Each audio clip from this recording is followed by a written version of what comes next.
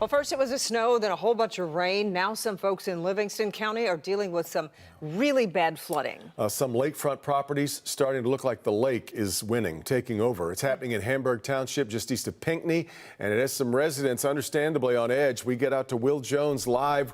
The water levels just keep moving up, Will. Kimberly and Devin, that is Orr Lake behind me. This area here isn't part of Orr Lake. This is someone's yard, but as you can see, it is underwater. Some of this water is creeping into homes.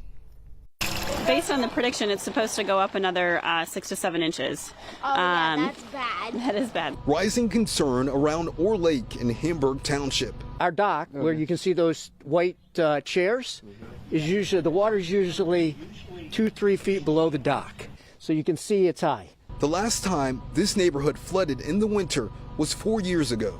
Or when there's a big melt like this with the snow, it just comes up really quickly. It's impacting yards and homes. Most of us are high enough that we don't have water on the first floor, but we all do have crawl spaces, so the water's in our crawl spaces right now. The problem in the winter flooding is that it's going to freeze at night with a low temperature. Flooding typically happens here in the spring and summer. What is the solution?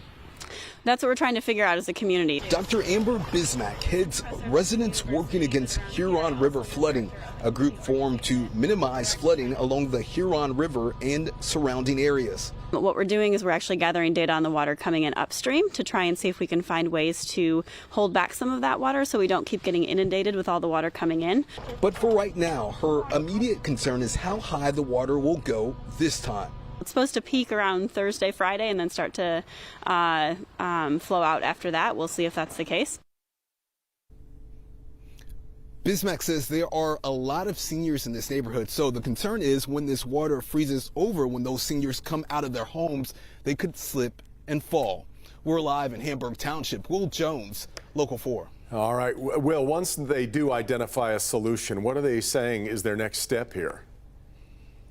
Well, first, Devin, they believe they're close to identifying a solution, and then the next step is money, how to pay for it. Of course, they're going to go after federal and state grant money. Devin? All right, because it no doubt is not going to be cheap. All right, Will.